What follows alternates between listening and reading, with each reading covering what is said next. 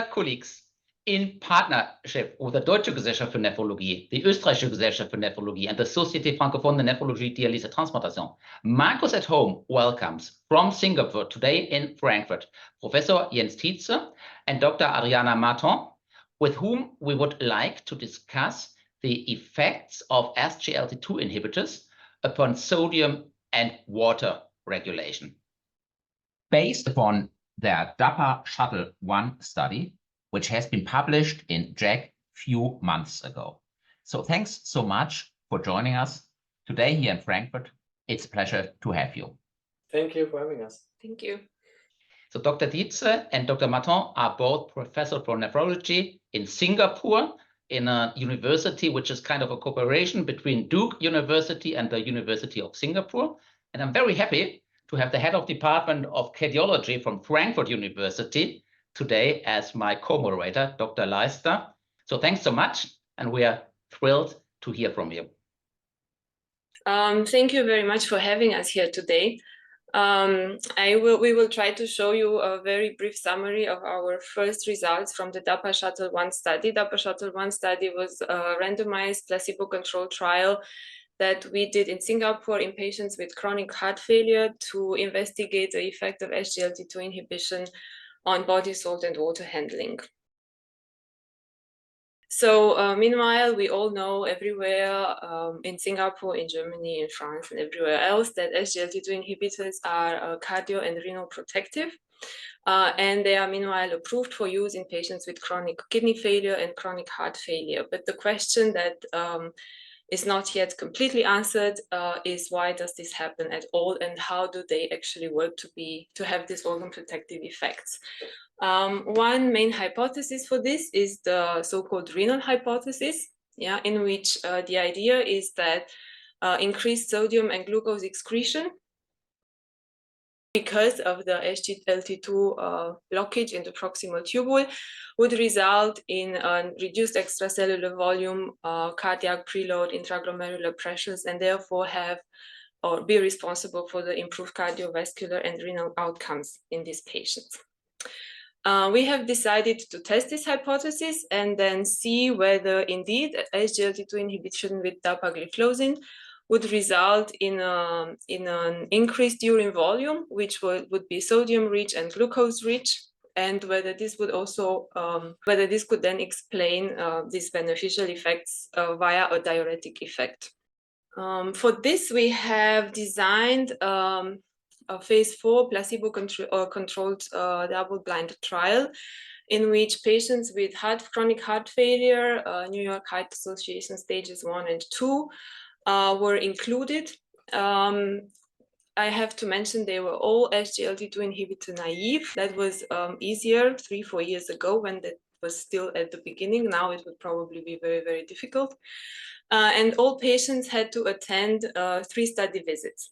Visit 1 was a baseline visit before they got any treatment. Visit 2 was a very early visit at day 3 to test the early effect of SGLT2 inhibition.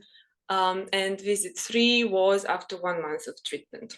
The idea for this was to test whether after 24 to 48 hours, there is a diuretic effect, indeed, which has been reported in the literature, and whether this diuretic effect persists, to test whether this diuretic effect then persists after 1 month of treatment. At each study visit, they brought a complete 24-hour urine collection. We did a blood sampling, a complete medical follow-up, and they had a tissue sodium quantification with 23 sodium MRI imaging. These are our participants with their characteristics at baseline. As you can see, most of them were male. They all had a reduced ejection fraction, and about half in each group had type 2 diabetes, and they all had a normal kidney function, which is, I think, also very relevant for these results. So as we can see, we find that already after 24 to 48 hours of treatment, 24 hours urine solid excretion is increased. significantly increased in the dapagliflozin group, and this persists after 1 month of treatment. So the drug indeed does what it was supposed to do and what we would all expect. When we test for the individual solutes in these 24-hour urines, we found that urine glucose excretion was immediately and significantly increased, with an effect, this increase has also persisted as expected. However, we did not find any change in 24-hour urine sodium excretion in our urines in our patients, neither at an early effect within 24 to 48 hours, nor at visit 3 after 1 month of treatment. So what we can conclude for now is that glucose excretion indeed takes place. The glucose is there, we find it in the urine, but we found no change in sodium excretion. In line with this, we also did not find any changes in tissue sodium content in the patient compared to placebo in the dapagliflozin treated patients, neither early nor late. So our question now was, since urine is still urine glucose is still excreted, right? So this glucose itself should have an osmotic diuretic effect even without the sodium. Therefore, does the water follow these glucose solutes and increase urine volume? If this were the case, as we would expect from an osmotic diuretic effect, then our predicted increase in urine volume in our patients would be about 1 liter per day, accounted for the amount of glucose solutes in the urine. What we find is a much lower increase in urine volume, which is also not significant from the placebo group, neither early nor late. This was not entirely surprising to us because it had already been reported in the literature in healthy participants by Wilcox and colleagues that the diuretic effect with SGLT-2 inhibitors is actually very early and very short, and already within 24 hours, this effect is being compensated. And within 24 to 48 hours, almost not there. Within a week, it's back to baseline. So this is in line with what we have found. But the question then is, what happens? How does this happen, and how does the water actually not get excreted in the urine together with the glucose? And our hypothesis was that because of the glucose urea osmotic diuretic effect, our patients would have an increased urine volume of a very sweet urine. What we find actually within 24 to 48 hours after treatment initiation is a very sweet urine, but no increase in urine volume. So about 750 milliliters of urine of the predicted increase in urine volume are missing. That then we concluded that this osmotic diuresis, which should be induced by the glucose, is somehow prevented in the kidneys. And to understand what happens, we looked in the urine concentration process and urine osmolality. We found that although urine glucose solutes or the glucose urea was increased, urine concentration was also increased in the dapagliflozin group, and this concentration was significantly different from the placebo treatment, placebo patients after 1 month of treatment.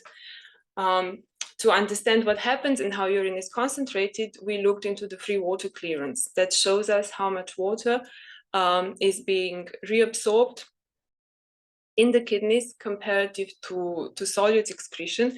And we found that free water clearance was significantly reduced already at day 3 and was persistently reduced after 1 month of treatment with dapagliflozin in our patients with heart failure. That means that water actually did not follow the glucose into the urine, but instead was reabsorbed in the renal medulla. And we all know that the hormone and the neuroendocrine regulator of this process is vasopressin. So what we did next in our patients is we measured vasopressin levels. So we measured copeptin, which is the surrogate for vasopressin, in the clinical samples, and we found in the blood samples, we found increased levels of copeptin already after 2 to 3 days of treatment in our patients, which persisted after 1 month. What does copeptin do? copeptin, of course, opens these aquaporin channels for the water to be reabsorbed. However, for water to come into the inner medulla, instead of following the glucose into the urine, we need an osmotic effect here, which is then created by urea. So what we did then, we looked into the urea production, into the urea excretion in our patients, and into the serum urea concentration. We found that fractional urea excretion was significantly lower at day 2, but was not different from placebo patient after 1 month of treatment. But overall, 24-hour urea excretion did not change. Instead, serum urea concentration was increased already at visit 2, and this effect persisted after 4 months of treatment. So our conclusion then would be that actually urea is not being excreted. Instead, the urea concentration is increased because urea is needed in the renal inner medulla for water reabsorption. And what we are doing now, we are looking into the metabolomics and we're doing the metabolomic analysis to understand whether and how urea production is whether it's increased, and the metabolites that we are looking at. This is now very preliminary data.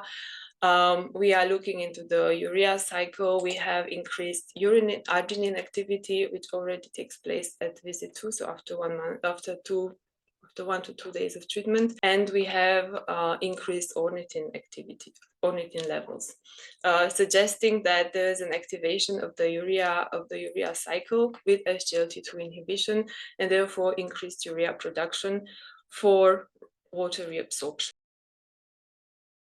Therefore, our conclusion in this study was that unlike diuretics, which would increase solute excretion, followed by an increase in free water excretion, and therefore produce diluted increased urine volumes in the patients. SGLT-2 inhibitors instead reduce free water clearance. They excrete indeed induce an increase in glucose excretion. They do not have the expected increase in sodium excretion. We did not observe it in our patients. However, the water does not follow the solutes and the urine volume does not increase. Therefore, SGLT-2 inhibition actually induced renal water conservation in our patients.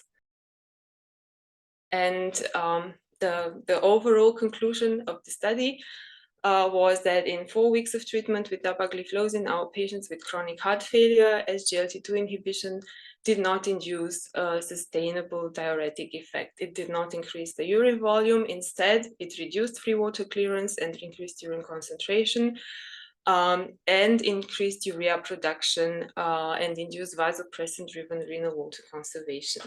So this suggests that the cardioprotective effects that we observe with SGLT-2 inhibitors are actually not explainable by a natriuretic or by an osmotic diuretic effect.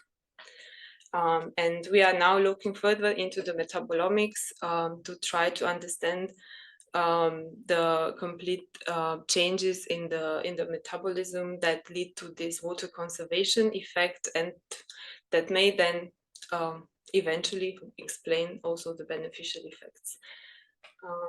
And with that, I think I would like to thank you and our team for this great work that they put into getting this study done in Singapore.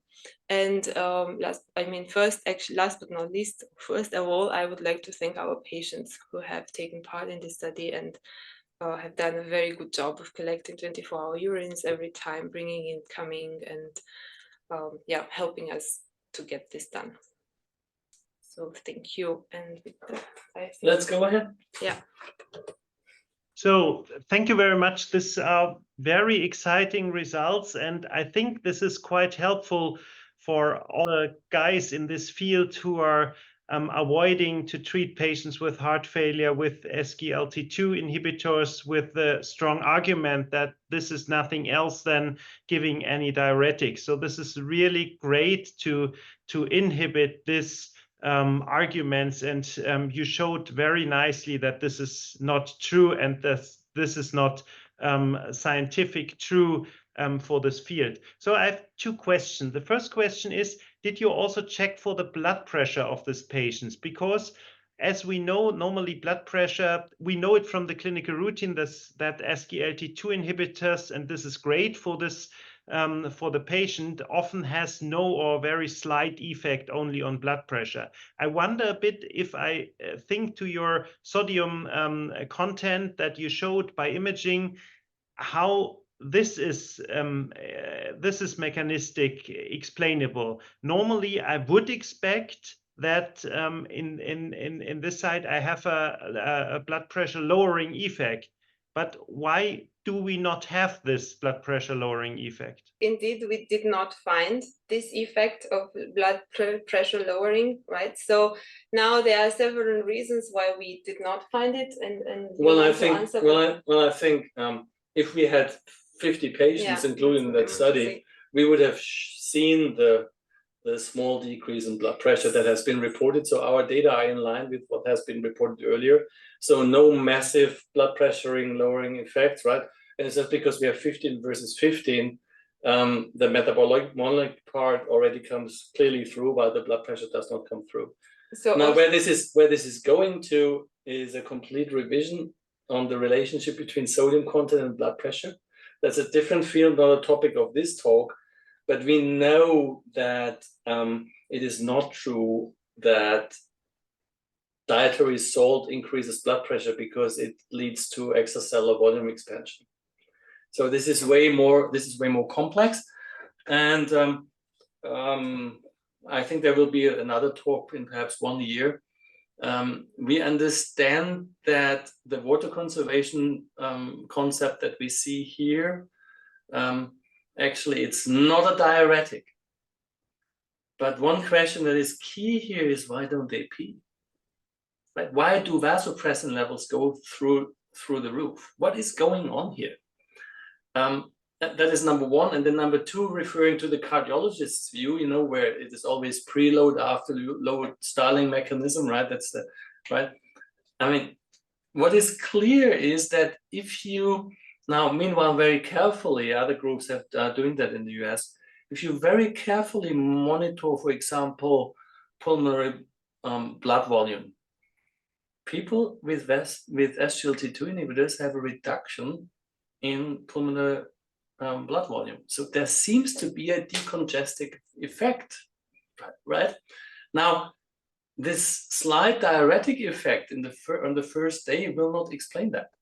It's not enough. So there's something else. And that, I mean, it's a super smart question, but a very complicated. So the thing is, what we really need to rethink is the role of metabolic water production. What we start to understand now is that the SGLT-2 inhibitor induces a pattern that is acute gluconeogenesis. And if you produce glucose, you will not burn it as a fuel. If you do not burn it as a fuel, you reduce the rate of metabolic water production. And that seems to happen immediately. And that now, as interesting as it is, assigns the change in body fluid homeostasis to intracellular volume, to the intracellular volume space. And that's where we're going now in our understanding of blood pressure regulation in general. So long story short, there's metabolic change. The metabolic change is complex, leads to intracellular dehydration, which seems to be immediate, right? And that is worth about 1 to 2 liters. It happens immediate. And this seems to lead to a very strong water conservation pattern that is that strong that even the glucose that is in the urine cannot become an osmotic diuretic anymore. Okay, so the kidney simply does what it has to do. The drug is not a diuretic, and the secret in blood pressure regulation and also longevity seems to be hypometabolism and cellular metabolic changes that are that relevant that you can even see an underhydration phenotype that is not renal. It's not a diuretic.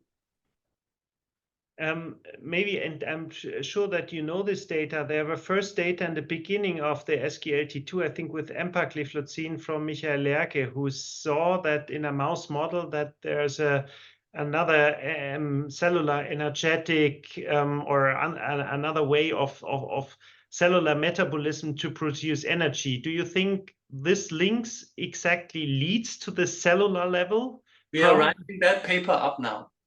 That is exactly, that's a follow-up paper that we're seeing now. So what we have done is we have developed 24 hours urine metabolomics with a focus on amino acid metabolism, because what is important to understand is you cannot produce glucose from fat, not possible. All glucose that is produced by gluconeogenesis comes from the amino acids. So we have to look a little bit more into the amino acids. And well, this has to be peer-reviewed now, but I love this project because we did newborn screening in this geriatric patient. And you know why? Because we start to understand that the phenotype in the urine is a little bit like, you know, these newborn kids with maple syrup urine disease. So there's a reduced breakdown of the amino acids to fuel. That's exactly what he reported in mice, right? And that means if you are, so what is happening is, you know, in metabolism, you have something that is called anaplerotic or cataplerotic. So cataplerosis is basically what you understand as a typical catabolic state. So there you bring all the fuels in and you just burn them. And then, of course, you will produce more water. They are usually polyuric, right? Because the water has to go somewhere. The SGLT2 inhibitor seems to immediately change metabolism in favor of an anaplerotic response. So now all the amino acids are mobilized. You find a lot of amino acids in the blood of those patients, but they are not used as a fuel. They are transaminated, right? So you have the keto acids, and usually the keto acids then become immediately ATP and water. This does not happen in those patients because they are transferred into the mitochondrium with a clear goal to not burn them, but to re-shuttle them into the cytoplasm and produce glucose. And that is the switch. So it's an anaplerotic metabolic switch, and that means it's less water. It's meaning that it seems to be decongestion, and then and that's internal. That's what I said. It's not actually, initially we said, well, there cannot be any decongestion with this, do you know what? And then, of course, cardiologists all said, yeah, of course there's decongestion, we see it, right? But there's no diuretic effect there. There's nothing. We do not see any increased urine volume, right? So in the end now, after looking into this metabolic data, we think decongestion indeed is there, but it's most likely due to reduced internal water production. Right? It is a reduced water. So basically, what we now did is now talk about data that are not published because we couldn't believe it. We went into a mouse model of maple syrup urine disease, right? So it's very simple. You have an amino acid, you remove the nitrogen, and then you have a keto acid. You know, those are these short chain fatty acids that you guys are obsessed with because they're very, very important fuel for the heart, right? And now the thing is that these kids cannot use the keto acids because they lack a dehydrogenase. Okay, and these kids actually then have hypoglycemia, ketoacidosis, sure, because they have to use another fat, right? These are ketone bodies, and they are dehydrated. And then they said, wait a second, right? And we looked into the metabolomics and we find exactly the same phenotype. Of course, now not pathological, right? But that's, so it is endogenous dehydration, or I would not say underhydration. I would not say dehydration, but underhydration. And that happens immediately and it persists until day 24, right? Or after 1 month. And the kidney just makes sure that it doesn't get more. And that now leads, and everybody said they are underhydrating because it's an osmotic diuretic. It really sounds like for a great news story. This is really, yeah, well, that's we are not writing it up for the Erlanger Nachrichten. Okay. One question: given the time frame of the effects you observed, this, for me, to be very true, seems SGLT2 inhibitors being the perfect therapy for acute heart failure or for cardiogenic shock. Do you agree? They seem to have a very, very different effect in acute heart failure and cardiogenic shock. And the reason for this is that heart failure patients with decompensated heart failure, they already have an activation of vasopressin, which is actually not anymore, does not respond to any feedback anymore, right? It's always elevated, it's always there, right? And therefore, this vasopressin reabsorption of water in the kidneys does not seem to occur. So there are also acute heart failure studies published, I think, in Circulation with empagliflozin, where they show that in acute heart failure, these SGLT2 inhibitors do have a diuretic effect, right? And we believe the reason for that may be that this whole vasopressin response is then totally different, right? Completely canceled out because it's acute and because it's already overhydration and because vasopressin is already pathologically elevated. In our case, vasopressin responds to the SGLT2 inhibition. It's not increased from the very beginning in our case. So at baseline, it's not increased. It's slightly. I have to say, we have in the JACC paper we wrote, we compared to a normal population without heart failure, and indeed these vasopressin levels are slightly elevated in our patients with chronic heart failure, but they are still in the normal ranges, right? And they then respond, after they respond to the treatment, they respond, right? So they respond to this osmotic pressure, a stressor.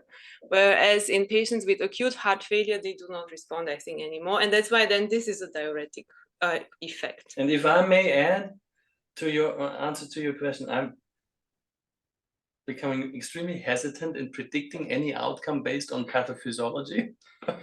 Right? I mean, if these drugs have taught us anything, then that body fluid homeostasis and longevity are perhaps very differently linked, right? So yeah, I wouldn't be surprised if I would always go with the outcome and then use the SGLT2 inhibitor as something that we call an educational drug to really then in the aftermath understand how this works. Because if you have learned something from that drug, then it is that, you know, our understanding of how things work in medicine might be a bit pompous, and time to do it more carefully. And last question from my side, what we actually do in clinical routine, and I think your results should bring us really to rethink about this strategy. If we start a SGLT2 inhibitor and the patient is on diuretic therapy, I reduce the dose of the diuretics for all the time after the start of the SGLT2 inhibitor. If I'm not wrong and I completely understand your pathophysiologic insights, we should stop this clinical routine. And right? I have to answer this question because we made a wonderful experience during this trial. So we have a bunch of patients, right, NIHA 2 maximum, that really do what their doctors say. Right? They do not drink that much, take this diet, and these guys do it. Right, so they come, they're all, well, let's say slightly underhydrated. They really do what their doctors say, right? And we talked to the cardiologist, we did that together and said, okay, now we give you an SGLT2 inhibitor and we assume that you will pee more. So, you know, in the next 2-3 days, if you're thirsty, you can drink a little bit more, no problem. We will see you in 2 days, and okay. The only thing that you do is you please measure you measure body weight, and then we will follow that. Sorry, so I have to add, just we did not change their diuretic treatments at all. No, so we didn't change anything. We simply so what happens? This is a placebo-controlled trial. What happens in our daily routine? We had 29 patients coming back, and every patient told us, oh, I'm feeling so much better, I must be on the drug. You know, so what basically happened was they were underhydrated, of course, right? And we liberated their fluid intake routine a little bit in this very hot climate, and they all felt better. And you could measure that because their plasma osmolality went from 320 to 299, right? And so yeah, I think yes, totally right. We thought that we mechanistically could predict what happens. We cannot, and that tells us that. So I think we should see what happens really, and in the clinic, then go back to really telling our patients, please monitor your body weight. And but still, in the large phase 3 studies on heart failure that have been double-blinded, there has been a small difference, if I remember that correctly, in loop diuretic intake. So can there be something still remaining which may explain this? Sure, but now comes the question, what is it? Right? So now just think about it. Guy takes an SGLT-2 inhibitor and within 24 hours does not produce any water, well, not that much intracellular water anymore. Now what happens in the kidney? Right? So suddenly you will not lead the loop diuretic. So that does not exclude, right, what is going on. It's just, it is the thing is that what we're talking about is an immediate interaction between intracellular volume control and extracellular volume control. And extracellular volume control is renal. So what we here really have is a cardiorenal hepatorenal response. So basically, reducing the diuretic, I would say, is correct, but for different reasons. Okay. Right? Not because you give another diuretic, not because they would pee more, but because they already go into a water underhydrated state with SGLT2. No, underhydrated, not dehydrated. I mean, underhydrated still normal, right? But intracellular underhydrated. Well, you do not find it impressive, but I find it impressive that the vasopressin goes through the roof. So this is why I would agree with the reduction in diuretic treatment, but not because they will pee more. And Gunnar, I mean, the idea, I mean, we have no idea why the copeptin goes up, right? Everybody would say, yeah, this is extracellular. It does not go up with loop diuretics. Like so what these data really, I mean, there are thousands of questions. What these studies now show is that there must be intracellular volume sensing that is super, super, super, super, super important. And the problem that we all have in medicine is that we have no grip on intracellular volumes because we simply do not have access. We can pick a needle into blood, we can collect the urine, but that's all extracellular volume regulation, right? And then there's this intracellular volume that is somehow hidden, and most likely this is where most of the homeostatic responses are really controlled. That's what I take away from that study, and that's actually what we are now trying to tackle in the basic research component. Because we have to understand intracellular volume homeostasis better. That's my conclusion from all that stuff. And how do people in Singapore differ from German Austrians in their sodium intake? So we are always told that Chinese people have a much higher salt intake, sodium intake. Does this also hold true for people in Singapore? Well, I do not think it's much higher than Germany. They have about 10 to 11 grams per day as well. But the big deal and the big surprise to us was that it's unpublished, but they have low potassium levels. Much lower. We thought that they were way more vegetarian and had way more potassium, but I have the impression that our potatoes are really important here. So potassium levels in Europe are much higher. But now coming to the question that all this might be Singapore specific, it's not. Our data are completely in line with the DAPA salt study that Hito Hersping has done. Also immediate increase in copeptin levels that limit the increase in urine volume despite of persisting glucoseuria. Now, one more thing that is also coming now is that, this is now to the nephrologist, Gunnar. There are 2 papers that show that you can increase plasma sodium concentration by giving an SGLT-2 inhibitor.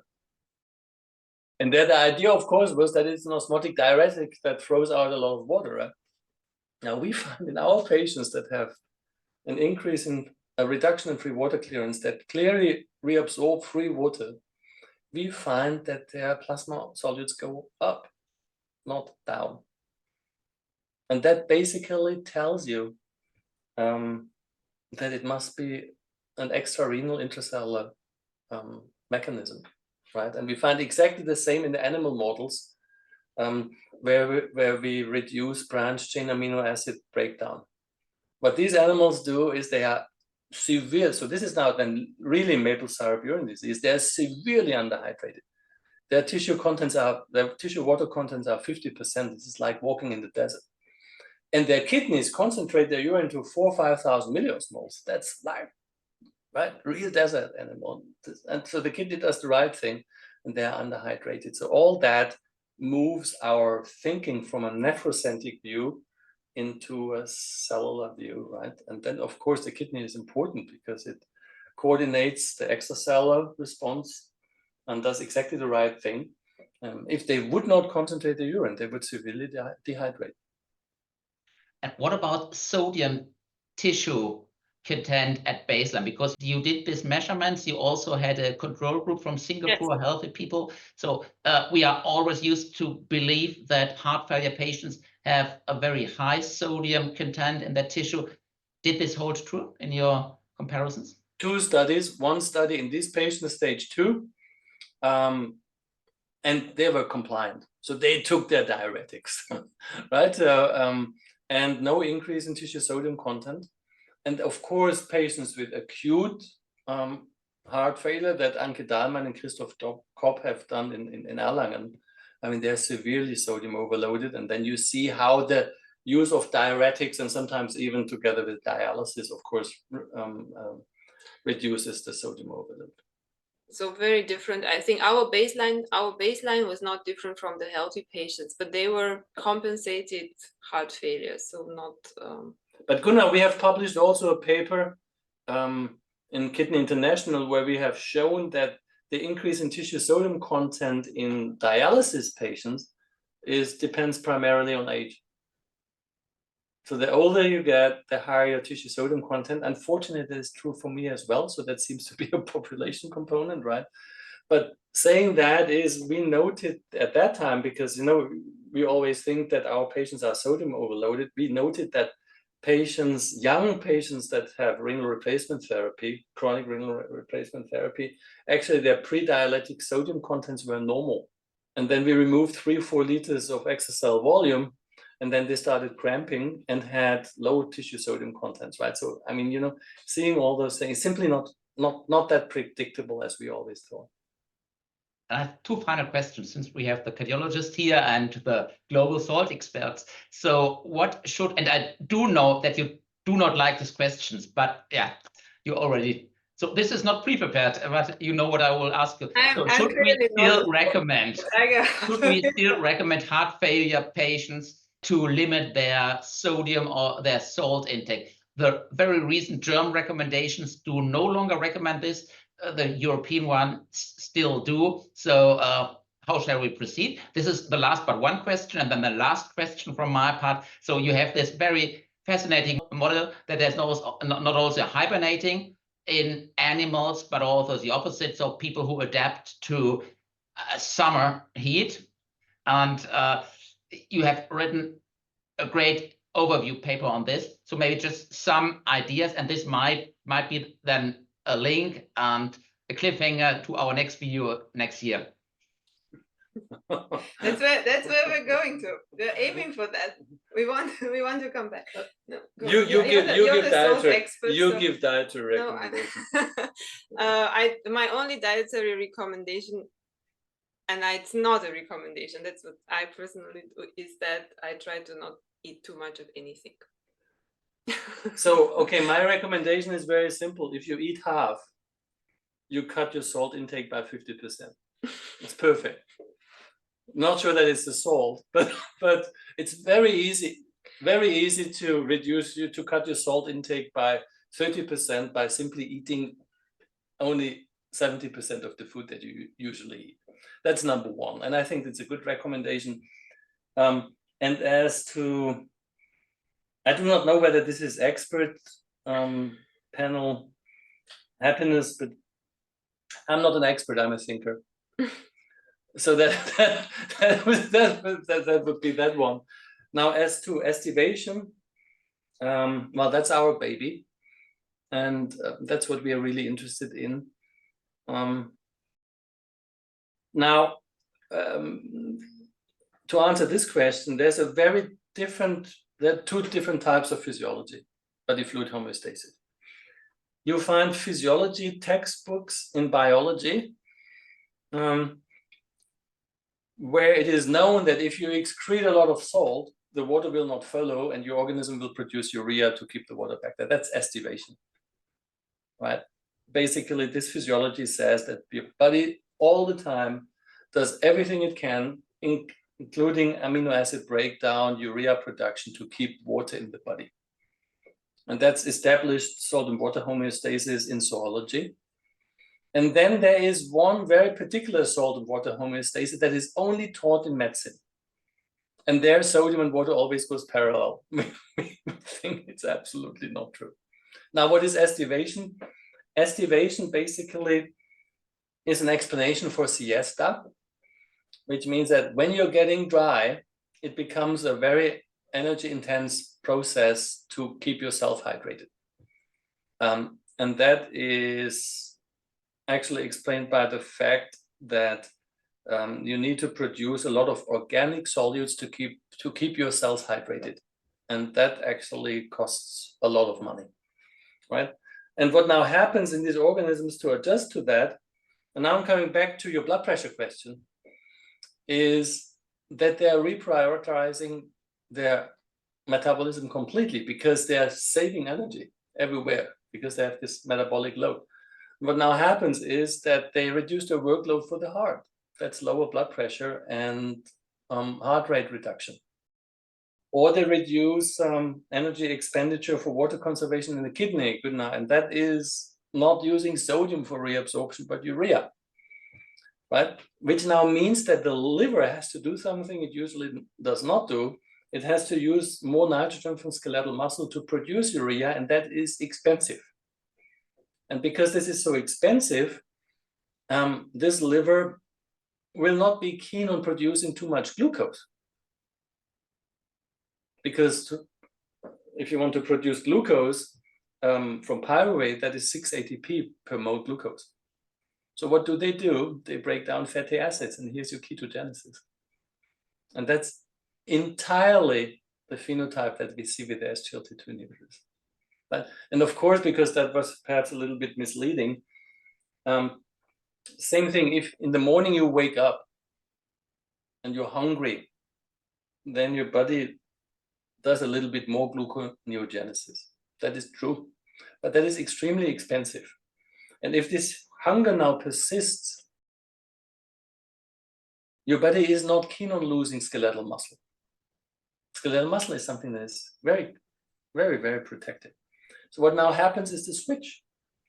And now you do not do gluconeogenesis, but you start doing ketogenesis at 11 in the morning. That's when you start stinking, like acetone, right? And all this is coupled with water conservation, and that's estivation.